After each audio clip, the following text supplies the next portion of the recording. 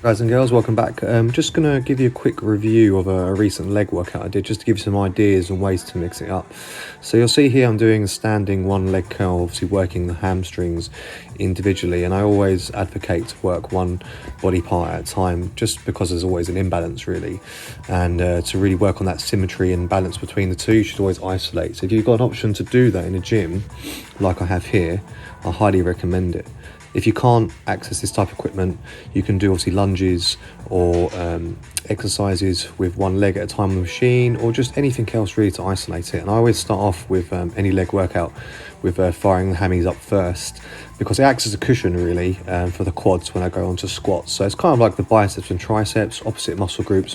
When one's stretching, the other's working and relaxing, and having that simultaneous pump feels great, and also just makes you feel really full and ready in terms of the nervous system to go smash some heavier weights after. So yeah, work on this one and then move on to your squats after.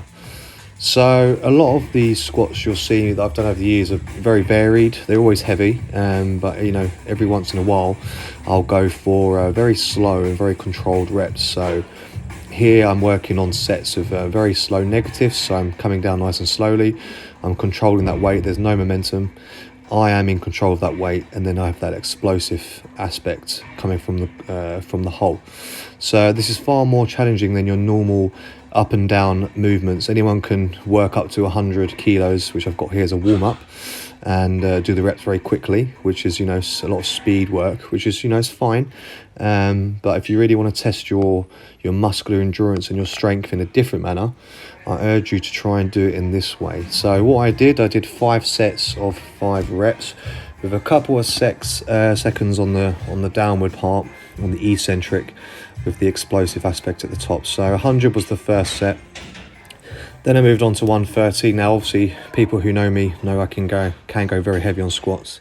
I actually find that when I do very slow reps, when it comes to going on to the heavier stuff, which I move faster, it feels like, you know, it feels very light, because I've been controlling this type of weight in a slow manner. So I'm confusing the body, you know, by basically stressing it out in a controlled slow manner, and then when I decide to go heavier, let's say 180 kilos plus, I'll move very quickly. So it thinks at that point I'm going to go slow with that weight again, but obviously depends on how I'm feeling, I probably won't be able to, or I'm probably too really gassed. So that's why I'll switch to the heavier stuff. So as you can see, full control there, and a nice explosion on the way up. So that was the second set. Then went on to 150, again nice and slow and controlled. You know, there's no momentum here, there's no bouncing, there's no jerking.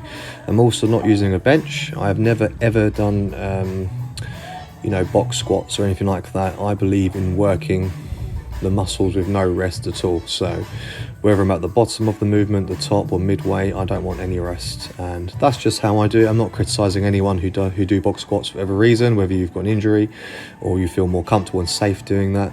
But I find to get the most from the movement, working it in this way works best for me. Not to say that you have to do that, but I definitely recommend trying, you know, that you try and do it and see what you can work up to. Now I don't do these types of squats very often, so it's not like you have to do it all the time to get better, but you do have to actually do it at least once or twice in a month to kind of really test it and get the body used to that type of movement. So here I go up to 170. I decided to just do some nice quick reps. So just go for two quick doubles, nice and simple. And then I move on to my final set. I wasn't going to go max out today, so just did 190 here for 2, and that was it. It was a great workout, and like I said, highly recommend you try this style.